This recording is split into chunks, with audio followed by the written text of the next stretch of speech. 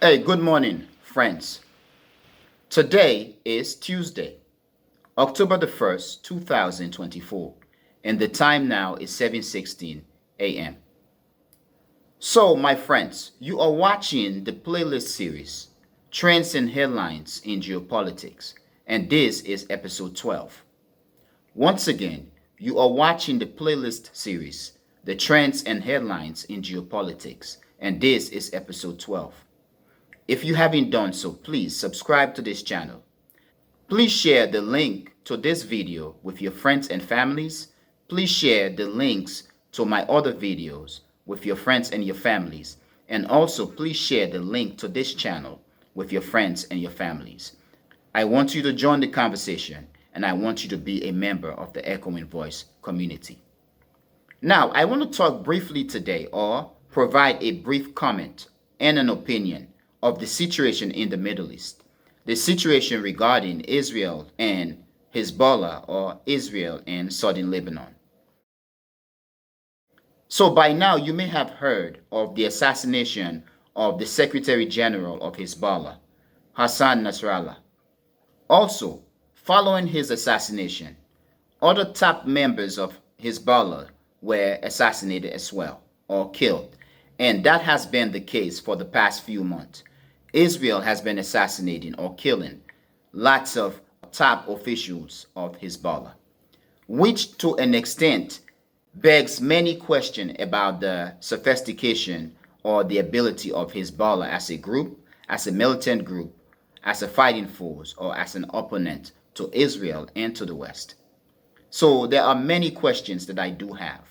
But the situation relating to the assassination or the killing of Hassan Nasrallah and other Hezbollah officials begs our exploration, or the international community's exploration of the sophistication of Israel and the West, as well as questions on whether it is indeed Israel or Israel alone that is making these assassination attempts, killing these officials, or whether the United States, the United Kingdoms, and other Israeli allies are engaging in the situation and making it seem as if Israel is doing this alone. However, if it is indeed Israel that is doing this thing alone, then one, it is putting its ally, the United States, in a very terrible situation. But at the same time, it seems as if Israel is accomplishing multiple things at the same time. For example, it is said that Israel did not notify the United States prior to killing Hassan Nasrallah. If that is the case, Israel is basically putting the United States into a place that the United States probably belongs in terms of Israel's policy, while at the same time getting rid of an enemy, while at the same time this could be an attempt to create an October surprise that could win the election for Donald Trump or manipulate the American election system. I have asked this question multiple times, and I'm going to do it again. Are we seeing an assassination pandemic? Are we in the midst? Are we experiencing an ongoing assassination pandemic? We've seen assassinations or assassination attempt from Venezuela against Maduro to Donald Trump in the United States, the Slovak prime minister. We've seen assassination attempt in Africa and so on. And then in the Middle East, where Israel has carried out multiple assassination attempts against Hamas and Hezbollah leaders, and even Iranian officials. With this being the case, we can then say that perhaps there could be an assassination pandemic going on, which if that is the case, then the Middle East is the epicenter of this assassination pandemic. But I'm going to move on. In terms of the situation in the Middle East, in Lebanon, southern Lebanon, it is very interesting that just within a week or so, we saw the mass attacks in southern Lebanon, where people were basically doing their average, regular, daily businesses or using their phones, and we saw phones exploding, Motorola phones exploding throughout Lebanon, where Hezbollah militants as well as their family members or just regular innocent civilian either died or got hurt seriously as a result of their phones being tampered with and then their phones exploded. It is said that Israel may have intercepted Motorola cell phone orders and then fitting them with explosives or manipulating them to the point where these phones exploded when people were using them or people were basically going about their average regular daily routines. With that being the case, we saw the Israeli Prime Minister Netanyahu giving a speech at the United Nations General Assembly where he held two poster boards, one being the good nations, including Saudi Arabia and the other one so-called the bad or cursed nations, Iran, Iraq, Syria, and so on, Lebanon as well. To me, I do believe it was insulting, but it is a way to put these countries in a very dangerous situation, which I think in the long term will lead people in these countries to rise up. Because whether the Israeli prime minister did it consciously or unconsciously, it could make people in these various countries begin to look at their leadership as traitors, which in this case is not going to be good for Israel, for the Middle East, and for the entire world, for the rest of the world. However, I'm going to move on and talk about the assassination of Hassan Nasrallah. Now, in terms of the assassination of Hassan Nasrallah, this was a humiliation for Hezbollah. And it begs the question, or questions, is it necessary that we can conclude that perhaps Hezbollah hasn't been as sophisticated as the world has propped them to be?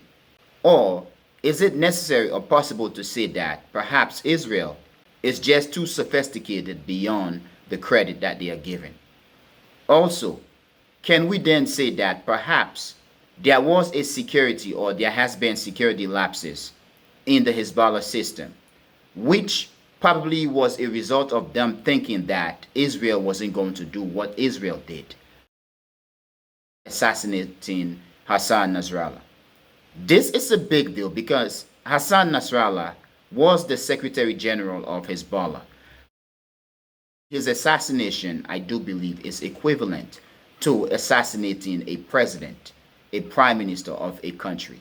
So this was a big deal. This, given the previous assassination attempt or the previous successful assassinations that Israel has carried out against Hezbollah. For the past few months or few weeks, Israel has assassinated several Hezbollah officials. And even after the assassination of Nasrallah, there were other assassinations as well of Hezbollah's officials, high-ranking officials. So this is like killing the leadership of a country, which when you do this, you decapitate the country. Therefore, we can say that as much as this assassination of Hassan Nasrallah was humiliating to Hezbollah, it was also a decapitation of the group.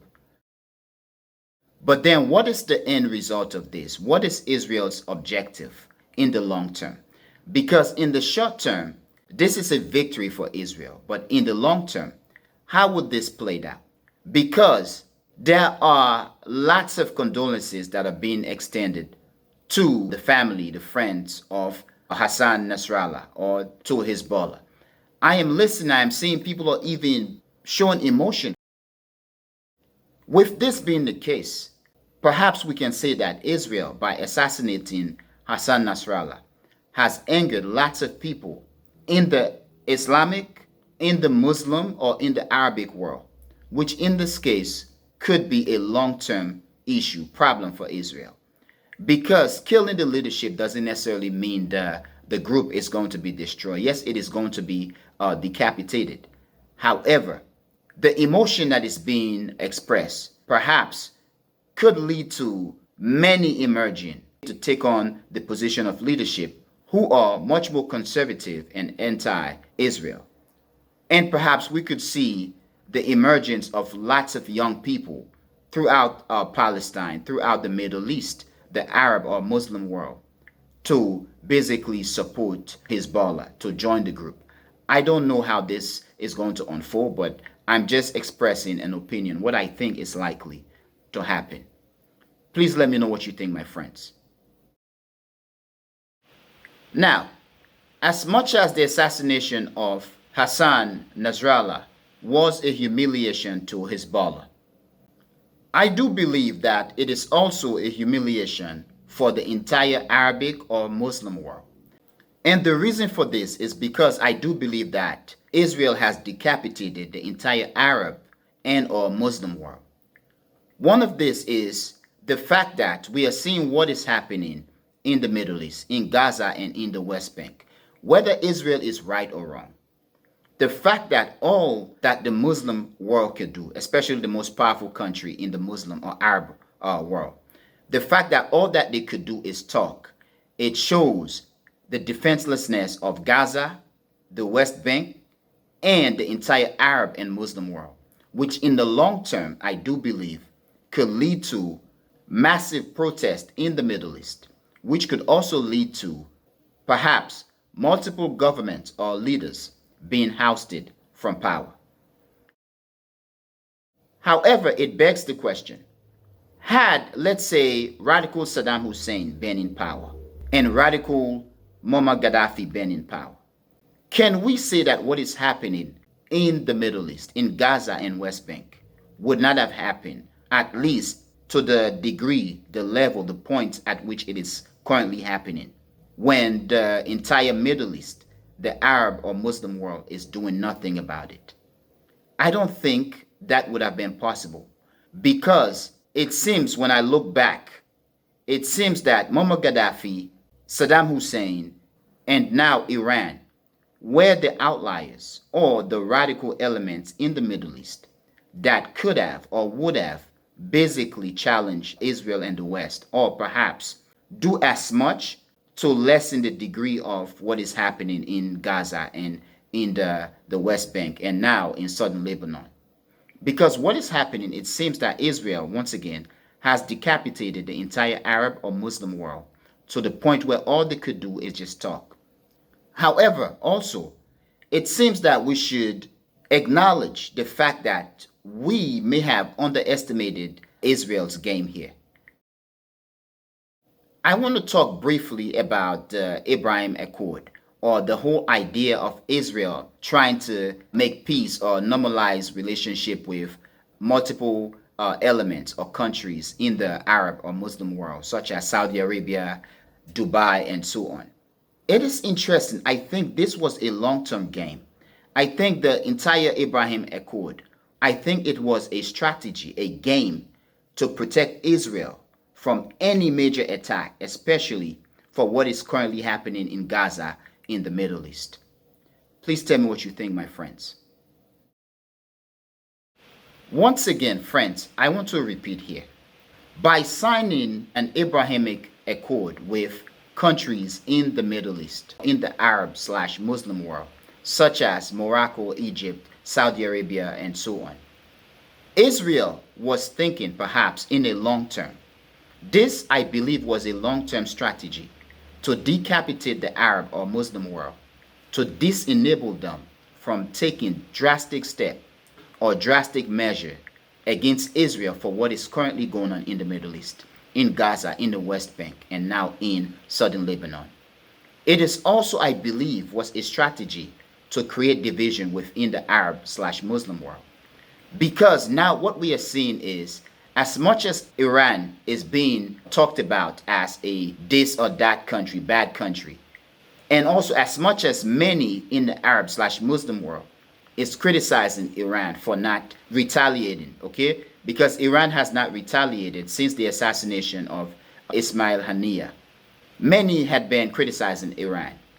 As much as that is the case, Iran is seen as one of the few countries, or the only country in the Arab/Muslim world that is taking action against Israel.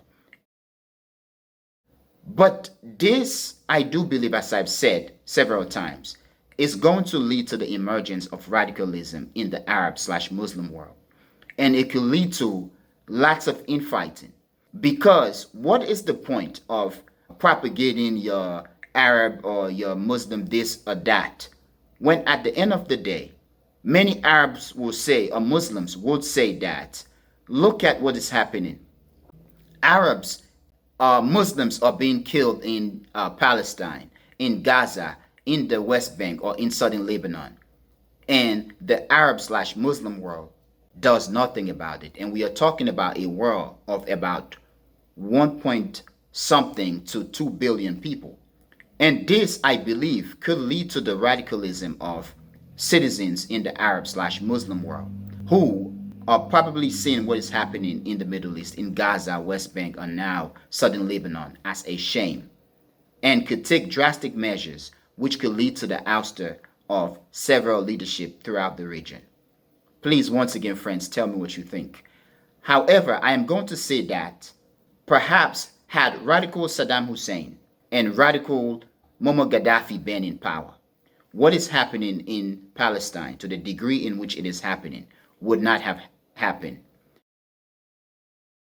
However, it is very interesting that when we look back, prior to the invasion of Iraq, Benjamin Netanyahu was one of the mongers out there who were propagating the United States to invade Iraq and take out Saddam Hussein. And he is now mongering, or has been mongering, for the United States to do the same thing in Iran. There are those who are saying that the actions of Israel right now is being carried out as a means to bring the United States into an all-out war with or against Iran. Please tell me what you think, my friends. Now, it is interesting that Israel basically carried out the assassination of Hassan Nasrallah using 1,000-pound bombs, or several 1,000-pound bombs, and basically flattening several city blocks. Following that, Israel immediately began to bombard, or continue to bombard southern Lebanon. As of now, many are anticipating a possible ground attacks, which probably has already begun as I am making this video, this program, or this talk right now. But to that, what is the objective? Is the objective to flat out destroy, defeat Hezbollah, or just to decapitate them? Could this also be a trap? Is it that Israel could be made or led to think that it has completely done away with Hezbollah, and that the right time is for Israel to go into southern Lebanon, and that if Israel finally does that, it would have basically put itself in a situation that it doesn't want to be in? That means that Israel will be forced to fight a ground war, which in this case, Israel would not have the dominance. I don't know what the end result and how that could play out. However, I am going to move on and I will update you in the future. But let's talk briefly, about the domestic political situation in the United States. Perhaps these attacks and assassinations were supposed to be by Israel, or by the Israeli calculation, an October surprise, a situation which could win the election for Donald Trump. I remember in 2008, during the election seasoning or campaign between John McCain and Barack Obama. At some point, we have the situation in Georgia, the invasion of Georgia. Once it happened, I saw John McCain surging in the poll. I don't know how this is going to play out this time. But it seems Israel is in a position where no matter which action it takes, both sides are forced to support Israel either way. Because in the United States, it seems that what runs the United States is basically idea, narrative. The narratives of freedom and justice and all this other nonsense, or whatever cliche out there, has become too powerful than the reality of America and American people, of the American situation. But it seems perhaps with what is happening in the Middle East right now, the war on Lebanon, or in Lebanon, between Hezbollah and Israel, could actually finally bring Donald Trump back and win the election for the Republicans and Donald Trump. Which, if that happens, perhaps they could end the war in Ukraine, because Ukraine is not an American priority as of now. But Israel is much more important to America and to the neocons and to the Christian rights. So they are going to go all out in support of Israel. So I find it to be very interesting that Netanyahu traveled to the United States and basically delivered a speech to the Congress of the United States. And then we had the mass attacks in southern Lebanon, the pager slash phones attacks in southern Lebanon. Netanyahu traveled to the United States, to the United Nations, and delivered a speech. We saw a series of attacks in which Israel went ballistic on southern Lebanon and used bombs as large as 1,000 pounds or thousands of pounds, leveling city blocks and so on. And as a result, Israel killed the Secretary General of Hezbollah. Immediately following that, we saw more attacks on Lebanon. And as of now, as I said earlier, it seems as if an attack, an all-out ground attack, is imminent. Now, I don't know how that is going to unfold. I don't know what the end result is going to be. There are many prominent scholars and experts who are saying that Israel is going to lose big time. I don't know how much defeat Israel is going to take should it conduct all-out ground assault or invasion of Lebanon.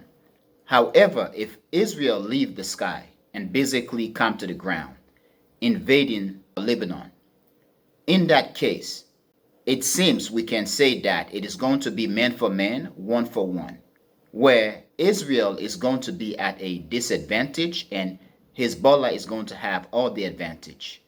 And in this case, by fighting land war, when Israel doesn't use the sky, perhaps Israel could be defeated in southern Lebanon. I don't know how that is going to unfold, but once again, guys, I hope you tell me what you think, and I want you to join the conversation. However, my friends, I am going to end here. I want to thank you for being a member of the Echoing Voice community, and also I want to thank you a lot for watching the Echoing Voice. Peace.